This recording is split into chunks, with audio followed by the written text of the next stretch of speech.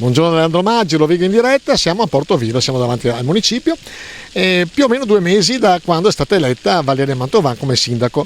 12 giugno, oggi siamo al 24 di agosto, proviamo a capire, facendo un piccolo sondaggio naturalmente non scientifico, proviamo a capire se gli abitanti di Portoviro sono soddisfatti della loro sindaca. Andiamo. 2 mesi di sindaco, come va? Guarda, conosco quello che conosco, comunque a me piace, a me è simpatica.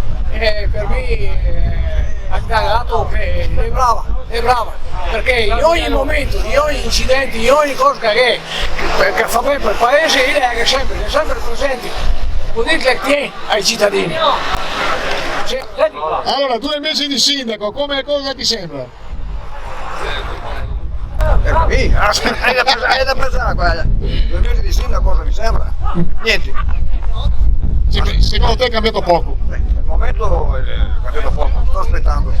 Vabbè, fiducioso comunque, moderatamente fiducioso. È ancora da vederlo, dai, è ancora da vedere il sindaco, da quando è andato il sindaco è più vista. Quindi praticamente siete ancora in luna di miele. Sì, e dopo andremo più avanti a vedere, dai.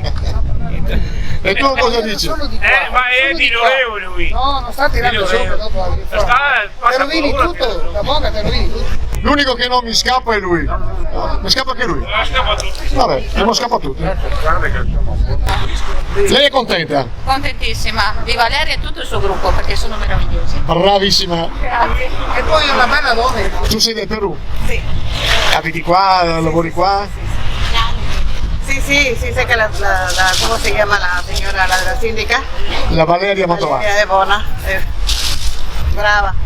A te piace? Sì.